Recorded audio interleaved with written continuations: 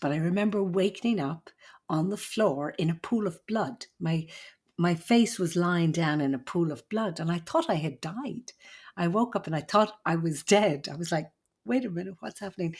So I got up and I could feel something funny in my face. I was running my tongue over what I thought was a loose tooth in my mouth. And I was like, oh my Mm. gosh, I must have fallen and hurt myself. And now I have a loose tooth.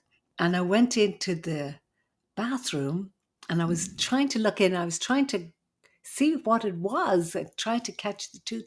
And then I realized it wasn't a tooth. It was my bone. I had a broken jaw. And the tooth had been knocked out of that place, and the jaw was broken up like this. And what I could feel was jagged bone, and I couldn't feel any pain. I just remember standing, looking at my face, thinking, in my mind, I can remember thinking, this is a really low moment in your life. Off we go again. Hello there. Welcome back to the Bleedin Truth. I'm Sally McNally, the Irish midwife. And I'm Brigid, Sally's daughter. And we have made this podcast to bring you stories from my life. Brigid thinks I have an interesting life. So some of the stories are from the labour room and some are outside of the labour room. Yeah, so focusing on women's health around the world. So yes, please like and subscribe and hit the notification bell so you don't miss any of our future episodes. And listener discretion advised, because sometimes the topics are for mature audiences. But we can get started with some questions from the listeners. Great. So we have one. This is a great question. It's actually kind of inspired the rest of this episode. But they're asking, as a postpartum nurse, I have always felt more anxiety in my pregnancies, just knowing what could go wrong. With you being a midwife and already doing so many deliveries, did you find yourself to have anxiety, or were you more relaxed with your own pregnancy? It's such a great question for me because I have so much experience before I had my baby and after I've had my baby. But as a postpartum nurse, I can imagine how you must feel because you have to look after the patients after they've had emergency, unexpected C-sections. Babies might be taken to NICU. You might have, unexpected things like hemorrhages or preeclampsia or eclamptic seizures.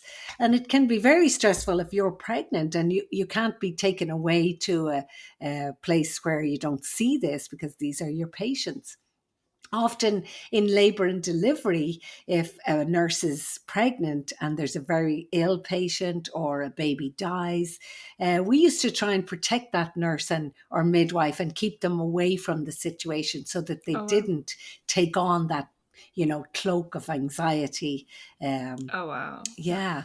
And I feel your pain because I can remember when I was pregnant, I had seen a lot. I had seen a lot of the things that can go wrong. But before I had my baby, I had my own experiences with very stressful situations where I had built up probably like little walls and I had ways to cope with my anxiety that I use to this day. Yeah. But what a pregnant woman could do to help herself with anxiety, there's actually quite a lot she can do. First of all, is to recognize it in the moment that your mind is saying, what if, what if, what if? And your body thinks that's real, but it's not happening right now. And it's not your story even. You might be looking at a patient and feeling, what if that happens me? But it's her story.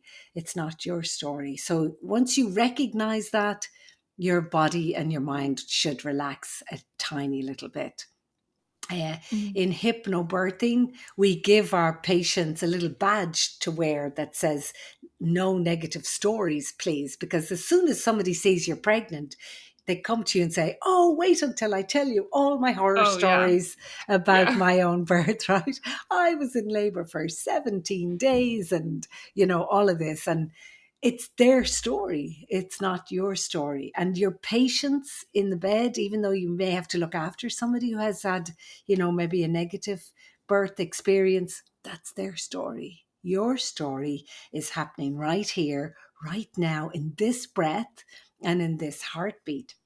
Mhm. So as soon as you recognize you're anxious and that you're trying to make earrings out of your shoulders, take a big breath and relax the neck and shoulders. And sometimes with my patients, I'll ask them just to relax one part, their hand, their foot, their jaw, and the rest of the body will follow. Because your poor body doesn't know that it's not real. Your mind is Right. going, what if, what if, what if? And you're sending out all these stress hormones and stress signals, and your body's getting ready to run and hide or fight. Hmm. And you know what that does? It reduces the blood flow to the uterus.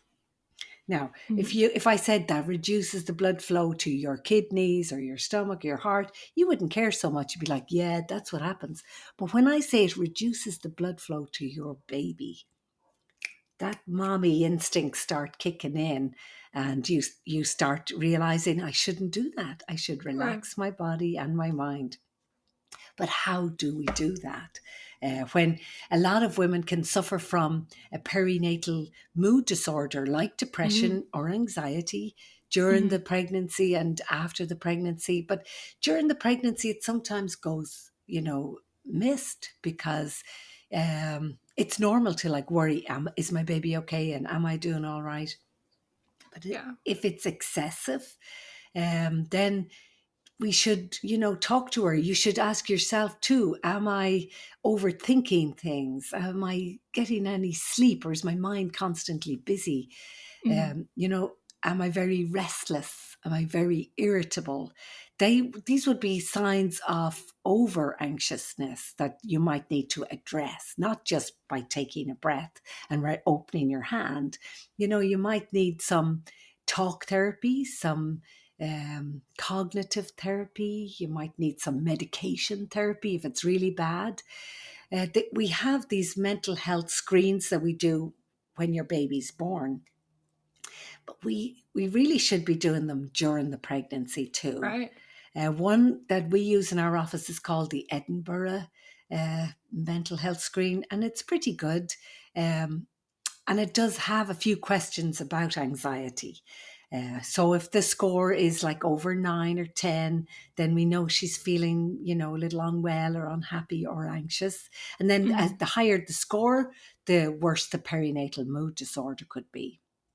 So sometimes we go off the score, but sometimes we just go off what the patient is telling us. Does she need medication? Is she having thoughts of wanting to hurt herself or her baby? Or is she hearing voices? Or, is she seeing things that aren't there? Does she need to be hospitalized? Wow. Um, that would be very rare, but it's more likely just like over anxiousness, and that she can treat a lot of it herself. Mindfulness, being aware of what you're thinking, what you're doing. Also, yoga, of course. I love Hmm. yoga, and yoga really helps. And there's evidence to support that yoga helps anxiety. Hmm. And then journaling so that you can cough it up, spit it out, and look at it. See what it Hmm. was in your mind. When you read back, you're like, wow, I was having all those, anxious thoughts, and Yeah. it's not even really happening. It's somebody else's story. Even though Yeah. it might be your patient's story, it's not your story. So, Something that you keep reminding me of is to think of like control the controllables, because yes, it's not your story, right? So don't make mhm, it your own story. You can control um, right. other things that can set your own experience in a better direction. Whereas if you're Yes, focusing on all the negative things, then sometimes you lead yourself in that direction. But that's true. or That's just stress true. yourself out over it when it's all these Yeah. things that you have no control over. Right. Yeah. And some people have that kind of personality where they have to have time to think about negative stuff. So Mm. when I meet a woman like that, I'm like, go ahead, do it. Sit for 10 minutes and think of all the worst, horriblest things that could ever happen. But you're going to spend 20 minutes thinking about all the Mm. lovely things that can happen Hmm. as well. So that's the deal. Double Yeah. the time that you focus on the positive. Yeah. And thoughts are so interesting, aren't they? Thoughts can trip us up so many times. Like, so my own pregnancy, she had a lovely question for me. I wasn't worried. I was so lucky. I was happy and I was able to do my prenatal yoga and I was able to, do hypnosis, self hypnosis, because I had already trained myself in techniques that I could see streams of energy flowing through me and into my baby. And I never envisioned her being sick or being in trouble in any way. I envisioned her like this golden child full of energy. And it was really, really amazing to be pregnant for me because I'd already been through, certain types of anxiety and I learned how to deal with it. And I Hmm. want to tell you about that. Maybe that's our story today. Okay. Um, Yeah. I have many experiences with anxiety and fears, but being the patient is really hard for nurses. It's the worst thing because we see, the awful things that can happen on a daily basis.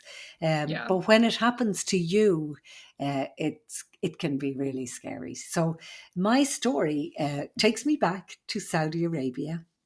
And I had a boyfriend at the time who was, kind of bossy, I would have to say. And I guess he was the guy with the still in the desert, right? He was selling Ah. he was selling this alcohol that he was making in the desert. And he was an engineer in the hospital, like a normal person most of the time. But he was also a bit of a gangster, to tell you the truth, because Mm. he was selling an illegal substance over there Yeah. where it was illegal. Um, How old were you at this time? I was probably in my late 20s, maybe 26, maybe Hmm. 28, I think.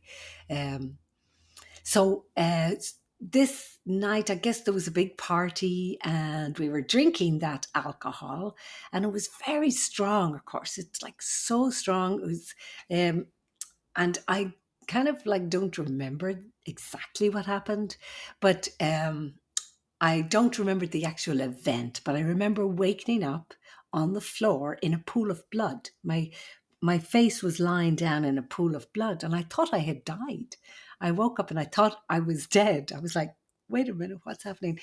So I got up and I could feel something funny in my face. I was running my tongue over what I thought was a loose tooth in my mouth. And I was like, oh my Mm. gosh, I must have fallen and hurt myself. And now I have a loose tooth.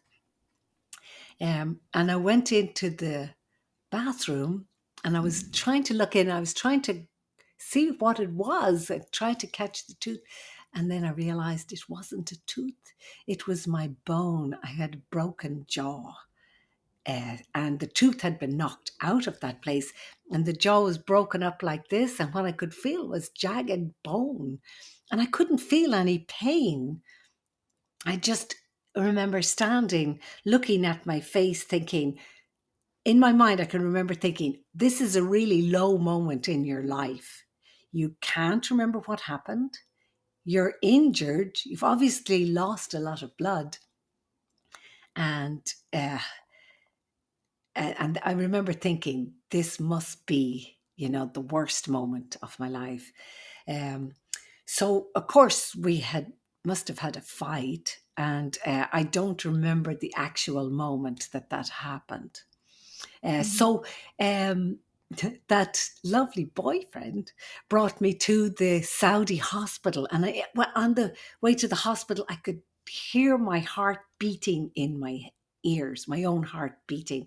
And I was still bleeding, and my tongue kept touching my own bone. And I was thinking, My I gosh. know, I'm sorry, this is really gross, but I was moving from being this very capable, strong woman midwife, right, into being this vulnerable patient.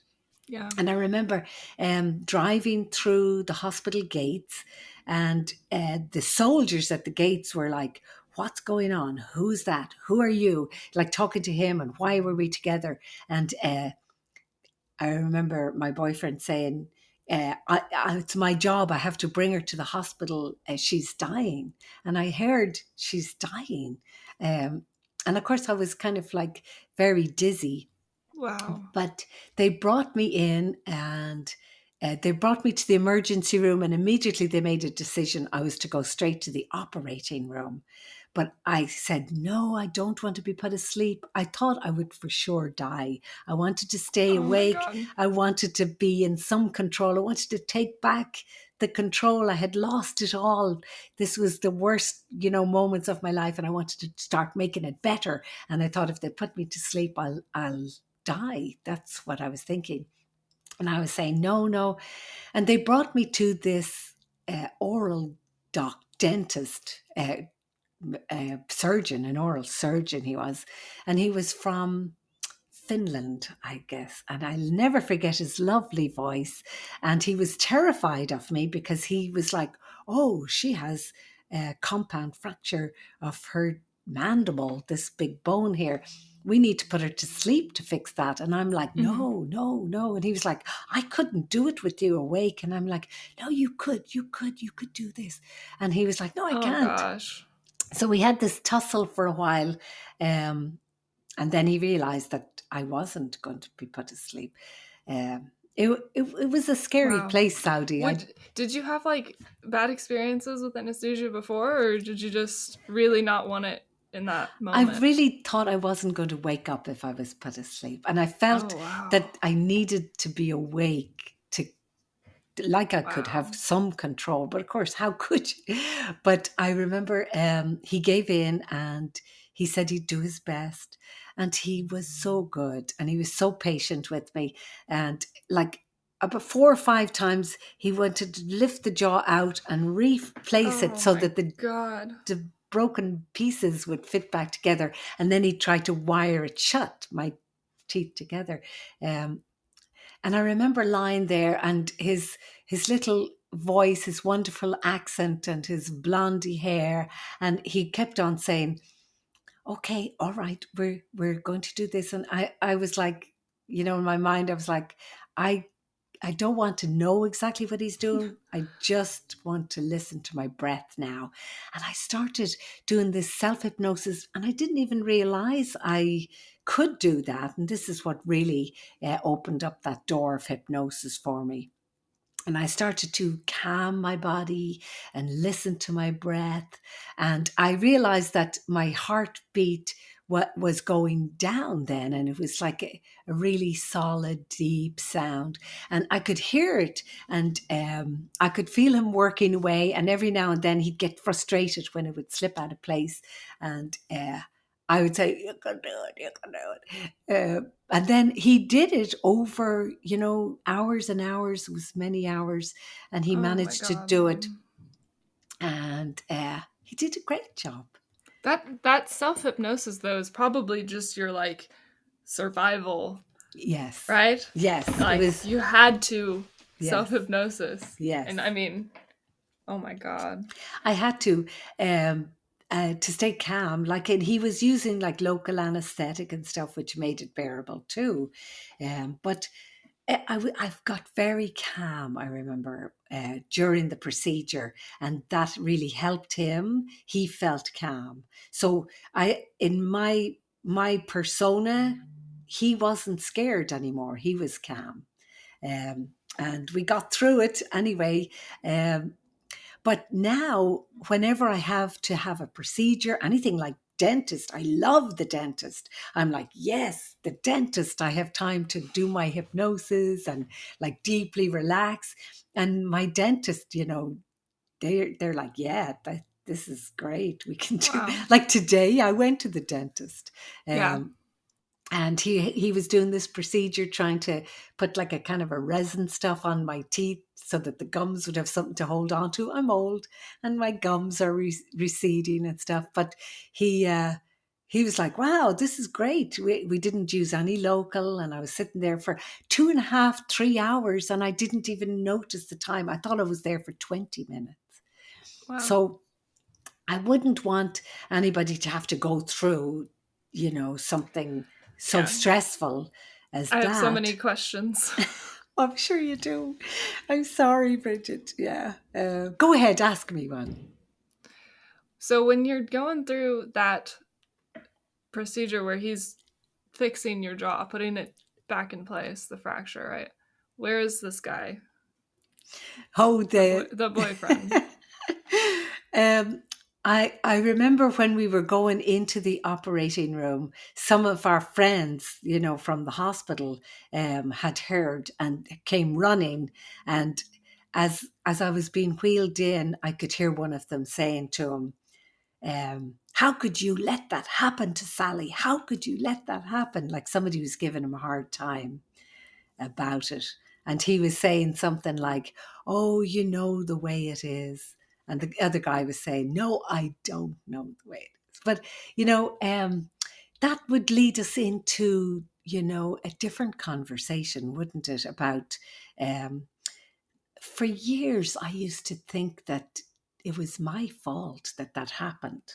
And, maybe partly I, did something to make him No. wild.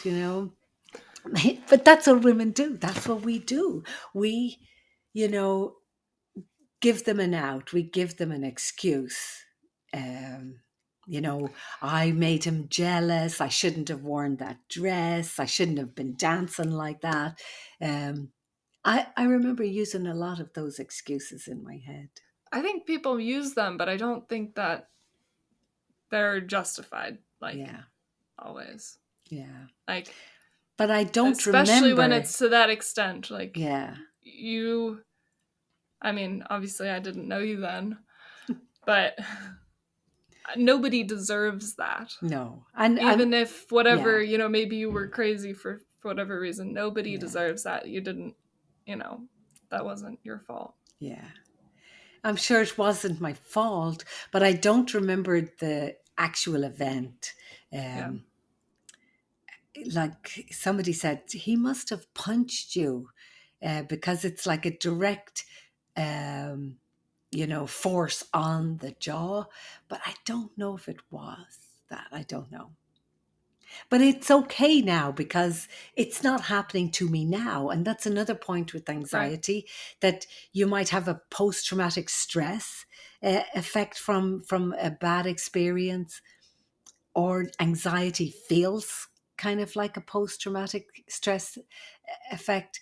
But you have to remind yourself that it's somebody else's story, or it's not happening to me now. I'm safe Right. now. I'm Right. safe in this breath and in this heartbeat. I'm safe. And that's the same with our friend who's asking that question. Mm-hmm. You're Yeah. safe now in that breath that you're taking. You and baby just keep taking the breath. It's like you have your two great lungs, and your baby's lung is the placenta, right? So when you take a breath with your two lungs, breathe with your placenta as well. And the two of you are sharing that one beautiful gift of life. And you're Mm-hmm. safe. I have more questions. Okay. Oh my gosh.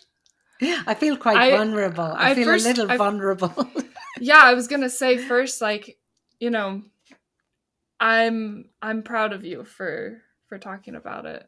I know growing up you didn't tell me about that. You told me because you didn't have a tooth for a long time. Sorry, Yes. I'm exposing your tooth. She didn't have a tooth Down when I was here. a kid. Yeah, Yeah. down here. And she told me she broke her jaw, but it was a car accident. I don't know if you remember this. You told me it was in a car accident and you weren't wearing your seatbelt. And I'm a liar. that's I'm what I sorry. that's what I believed, like, growing up, Yeah. until, I mean, you did tell me eventually. And But this is my bleeding truth here. yeah, Yeah. yeah, But you know, good things come from bad events too. Like I I felt fine after a couple of weeks, you know, but I was getting very skinny because I couldn't eat. right. Talk about that like healing process that you had to go through. Yeah, I had to have my jaw shut, um, wired shut for, I think it was like 10 weeks. So during that time, I could only like suck in like little bits of soft, pureed food.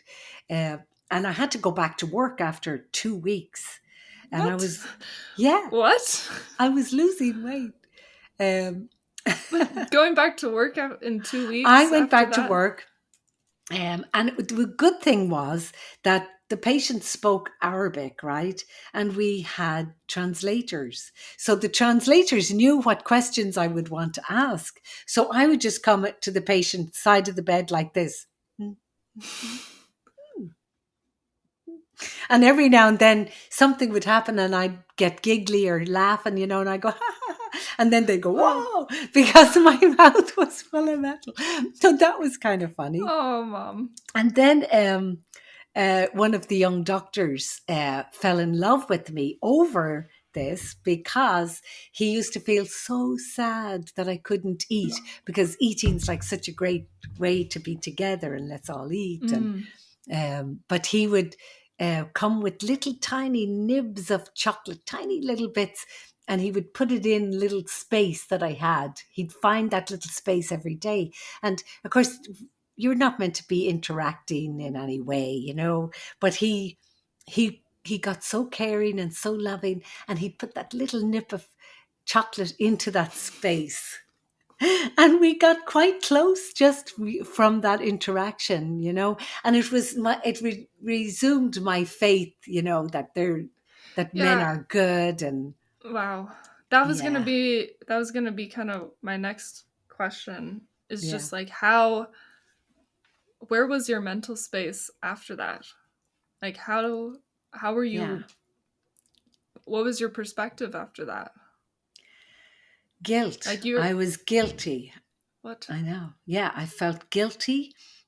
Because I was kept telling myself, you know, I must have said the wrong thing or wore the wrong. I blamed myself for many years, and you know, deep down, I knew that I wasn't with the right person, you know, but at that time, I wasn't ready to leave him.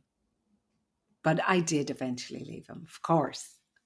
Well, But yeah. at that time, you know, we were. It was a weird place, Saudi. You know, it was like living in an alternate reality. You know, that I we didn't really talk about it. You know, Wow. yeah, but he did puree potatoes and stuff for me and tried to feed me. I remember trying to like get the food in, but we didn't talk about it. We never did. Wow. Yeah, I and can't I let can't me tell believe you you, went through that. but too over there in that society, it was like it wasn't like an unusual thing for a woman to be beaten up. I witnessed women being beaten in the street, you know, and a few times I'd see it, I'd have to walk by it. You couldn't like interfere. It would be, if her husband Wow. thought that she, you know, had, you know, been disrespectful to him, he would just slap her right there and then. So perhaps, you know, living over there for a long time, that becomes kind of like accepted. I'm just talking about years ago. This is 30 years ago. And I'm Right. sure Saudi Arabia has come a long way, you know, since that. But Yeah. being the nurse turned into the patient can be very, very scary because Yeah. you know. Yeah. I mean, I was getting a blood transfusion and everything, looking up at the blood dripping in, thinking, you know, a few weeks ago I'd given my blood to someone, and now, you know, here I am receiving. Yeah. Um, yeah, That's just insane. I'm sure that really did play a role, just the fact that you were immersed in like Yeah. that culture, Yes. Yeah, that you absolutely. don't even notice after years of being there that you start thinking about your roles in a relationship differently. Yeah. But that doesn't excuse it Yeah. still. Yeah. I At what point, because you said it took you years later to stop feeling guilt about it, at what point did that change? I think when I met a woman, another nurse, who came to work with all of this makeup on her face, and she didn't usually wear that kind of makeup. And I was like, where are you going? And she just kind of like walked past me, and I'm like, what's going on? So I went after her and I tried talking to her and said, no, seriously, you've got a lot of makeup on. What's happening? And she said, I'm trying to hide this black eye. Can you see it? And Wow. when when we looked in there, we could see it was like really puffy, really black. And she said, "Don't tell anyone." And she said something like, "I said the wrong thing." Yeah, she said I said the wrong thing. So I then felt, she opened up something in my heart, and I felt compelled to tell her my story and to show her the gap where I had no tooth. And I said, so maybe the next time he'll do this to you. And she was like, oh my gosh. So we had this really wonderful chat about it. Yeah. But I remember anytime I would come across a woman that I thought was being abused, I would do that. I would pull open my mouth and say, look at that. Make sure that doesn't happen to you. And through helping women talk about it, I healed myself, my own heart. I mean, I have Wow. no, fears or animosity or there's no unfinished business in my mind or heart about it. I feel, it's women need to open up to each other and talk Yeah. about stuff like that. What you just described, about noticing that change about somebody like one of your peers and then Yeah. going after them, is Hmm. like the perfect example for what somebody else should do Yeah. or could do if they see someone near Right. them that there's a change and you don't know what it is, but Right. ask and see if they're in Yes. need of help. And I'm like, yeah, you Exactly. you did the exact right thing following Yeah. her. Yeah. I remember I was in Dublin, walking, high heels, used to wear high heels, down the street, and there was like little alleyways off this street. And I walked by one, and I realized, oh, I just saw a woman being beaten up in there. And I went back and ran down the alleyway and said, stop, leave her alone. And suddenly she jumped in front of him and she said, F off you, bitch, and mind your own business. And I'm like, oh, okay. But there was blood on her face, Oh you God, know? that's so sad. Yeah. That was before I had my own experience. And I remember walking away from that woman thinking, how could you ever think so little of Yeah. yourself? You know? But sometimes women are in relationships, and they put themselves as second class citizens, uh, that the man or the other partner, whoever they're with, is all powerful and their needs must come first. And they don't even realize that they're doing it. And then if that their partner is abusive, um, they go into this kind of like fairyland in their mind that it'll go away or it'll get better. And it doesn't get better, it gets worse. It always gets worse. You know, if you've triggered someone to be an abuser, that's who they are. And some couples, when they're together, they bring out the worst in each other. And it's like their hearts are allergic to each other or something, that they want to be together, but they bring out the worst in each other. And sometimes a woman or a man, it could be a man who's been abused too, they they don't realize it until it's too late. Maybe they wake up in a pool of blood, or they don't wake up. They don't wake up. But anyway, I'm not preaching on this. I'm just um, telling you my bleeding truth. You're so cute. I'm bald. Look, doesn't it look like I'm bald when I tied my hair? No. Can we see your teeth? Right now? Or do you want to see these teeth? Look at these teeth. when I had my tooth knocked out, I went to get my what you call the denture, not denture, Mm-hmm. but I have a false tooth in there. But I Mm-hmm. love it.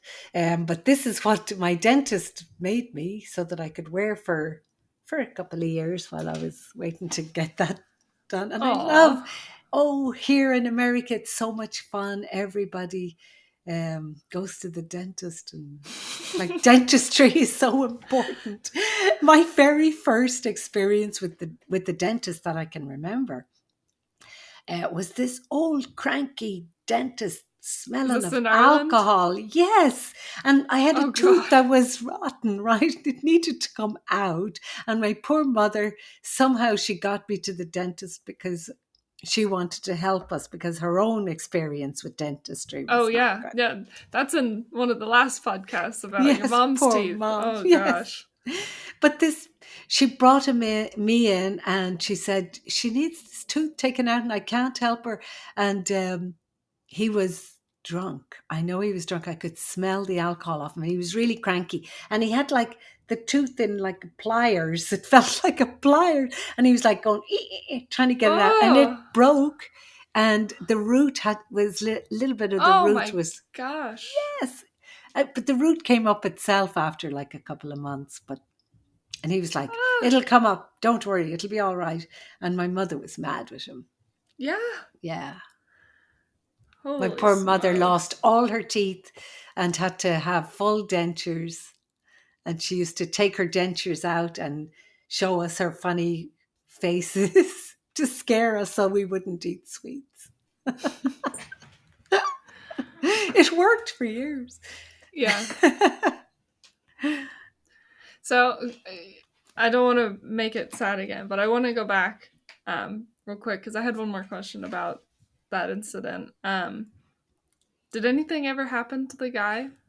Like No, what resulted in him?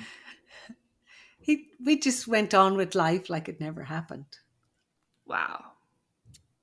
Yeah. And then when you Yeah. guys broke up, he just not a peep.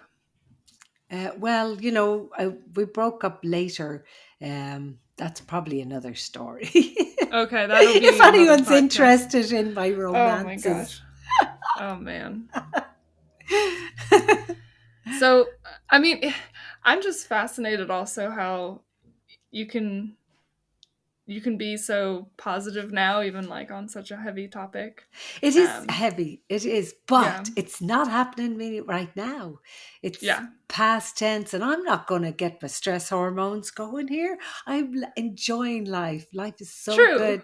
I have the best man in the world now. Yeah, He's so sweet, so nice to me.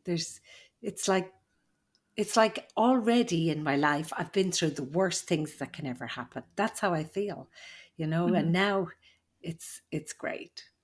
yeah, Well, I do hypnosis. I'm a certified hypnotherapist, and I do all sorts of hypnosis, but especially hypnobirthing. And if you're feeling anxious about um, your pregnancy or your birth, you might check out the hypnobirthing. It's really, really it's hmm, really interesting. And all hypnosis is self hypnosis, that you train yourself to be calmed and to notice when you're anxious, and to notice your mind going off in a direction like a little monkey. Like your mind's like a little monkey with your beautiful face on, and that little monkey's heading off down a road you don't want. And you catch that monkey by the tail and you pull her back and say, come back here to me. We're not not going down there. We're going to stay here where it's sunny and bright and there's fresh air and everyone's safe and happy. That kind of teaching and practicing that's applicable to more than just pregnancy. Yes. Oh Yeah, you gosh, can use isn't that it? Yes. all the Yeah. time. Yeah. You can use it too, Bridgie, right? Yeah, I mean, I do, because I have my own fears and, things that bother me sometimes, and I we didn't talk about it, but I think I kind of came to that same conclusion that you've learned, is that if it's in the past and I keep myself reliving things, then I feel the same way that I felt then. You're putting your Yeah. body through the same stress. Right. So doesn't mean forgetting things, doesn't mean pretending it didn't happen, Yeah. but to remember to keep yourself more Yeah. present and, Yeah. focus on what I can control, and focus Yeah. on, what I'm grateful for now. Yes. And that gives you a different perspective on how to handle things like that in the So future too. true. Yeah. So true. And sometimes you need to revisit the past and, look around your story and see, is there something that you need to remember? Is there something that you need to know? But if it's just to feel bad again, don't do that to yourself. Yeah. So then that's a good question that you just gave me. Why this podcast? Because it's a lot of remembering hard things for you. Yeah, that's true. Um, well, I guess it's because some of this I've never talked about to Right. anybody. Right. And I think it's time. It's time to tell my bleeding truth and to Yeah. get it out and to feel, lighter Yeah. and maybe, just maybe some of this will help people. Like maybe there's a woman listening to us right now and she's in an abusive relationship and she's getting a feeling like, maybe I don't want to be in this relationship. And maybe, just maybe, she will find a way out. Or we'll plant a seed in her mind that when the right time, the right day, the right situation comes up, she'll be able to leave him. That you don't have to stay there. You don't have to wait until you wake up broken and bloody. Yeah. Like another way of putting it too is, and it doesn't have to mean that you're in a relationship that's bad, but maybe you're having your own anxieties that are putting yourself in unfortunate situations in your Yeah, mind. Thinking about like, when yeah, am I done suffering? Like, do yeah. I want to be suffering, or do I want to make decisions that'll help myself not Mhm. feel this way anymore? And what can I control to change my life circumstances? Right. Like, even if it's just in that moment, changing what it is that you focus on. Is it all these negatives, or is it just Yeah. what you're thankful for? It's Maybe I'm cool to rambling. hear a young person talking like that. It's really nice. I feel like you have to hurt to have some of these perspectives. Right. Yes. Yeah. And I know you've had your own hurts. Yeah. Yeah. But it's not my podcast, so this is your bleeding truth. I want to hear your bleeding truth. Nah, my story is not done yet. Oh, But that's great. If anybody's still listening to us, thanks a million for being there. and I'll put a link in the description for Sally's website. You can check out her hypnobirthing there. And also, if you're interested, you do sometimes have like one-on-one hypnosis as well. So you can Yeah. always email and set one of those up via Zoom, or even if you're in person in Ventura, she's open to that too. Yeah. And thank you guys for listening. It's been wonderful. And Mom, Yes. oh my gosh, I'm proud of you. Oh, And thanks. all of your stories. I felt a little vulnerable there. Yeah. But it's You're good. crazy. It's all good. Thanks for listening. Thanks for listening. Please like, subscribe, share, and we'll see you in the next one.